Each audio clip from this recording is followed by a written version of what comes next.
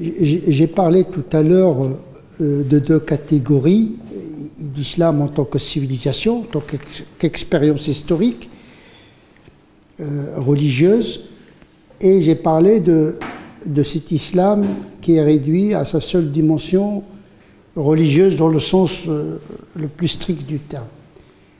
Il y a une autre difficulté, c'est que cet islam religieux a été pensé également dans des paradigmes culturels. Là, on entre dans le génome même de la religion en tant que telle. Il faudrait rappeler que l'islam s'est hellénisé, théologiquement parlant et juridiquement parlant. Ce que les musulmans considèrent comme une charia, c'est une production humaine qu'on a sacralisée. Là, on va entrer dans un processus plus complexe de la sécularisation et désécularisation, c'est-à-dire la confusion entre ce qui est temporel et spirituel, parce que parfois on sacralise le profane et parfois on profanise, c'est-à-dire pas on profanise dans le sens de la désécularisation, quelque chose qui est sacré. Toutes les religions, je pense, ils sont soumis à ce dilemme, quelle est la part de l'humain et la part du divin dans la fabrique de la religion, dans le sens spirituel, éthique, culturel du terme. C'est pour vous dire que ce n'est pas une mince affaire. Moi-même, pendant 40 ans, je travaille sur ce discernement. Le Coran lui-même se veut comme un furqan, c'est-à-dire la lumière qui éclaire pour permettre le discernement. C'est-à-dire tout ce qu'il y a dans le Coran n'est pas sacralisé, puisque le Coran a été révélé dans une histoire. Pas pour la canoniser, mais pour la prendre en considération dans l'économie de son discours.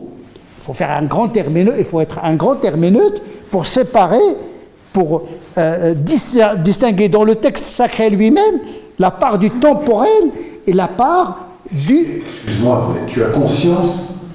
Non, non. Tu es en train de dire... Non, j'ai conscience. Oui, bien sûr, j'ai conscience. Heureusement que je suis conscient, sinon je suis fou. J'utilisais cette expression. Oui, je sais, je comprends pas. Mais en vérité, de fait, au Moyen-Âge, les savants faisaient ça. Mais bien entendu. Ce qu'appelle Fourouk, ils ont inventé toute une discipline qui s'appelle le discernement. C'est-à-dire que tous les comportements du prophète ne relèvent pas de la prophétie. Gérer la cité de Médine ne faisait pas partie de sa mission en tant que prophète. C'est l'histoire.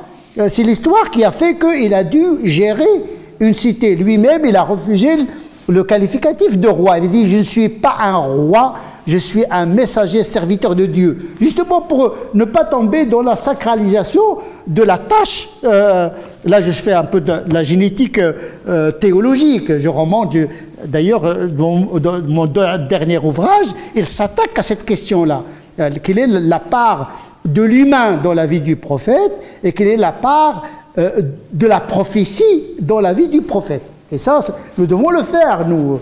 Heureusement, c'est la laïcité, c'est l'Occident qui nous permet de faire ce discernement, parce qu'à un moment donné, l'appartenance à la Ummah spirituelle se confondait avec l'appartenance à la Ummah politique, d'où le statut de dhimmi, parce qu'il y avait à un moment donné la confusion entre l'historique et le théologique. Nous devons faire ce travail tout simplement et simplifier cette religion pour la rendre accessible et facile pour les croyants, pour vivre dans une autre civilisation qui n'a rien à voir avec la civilisation médiévale. Et donc là, aujourd'hui, ce n'est pas l'islamisme qui nous menace, c'est l'importation d'une théologie médiévale qui veut s'imposer aux musulmans d'aujourd'hui. Ce travail intellectuel doit être fait. Maintenant, l'histoire, qu'est-ce qu'elle va faire? Je ne sais pas.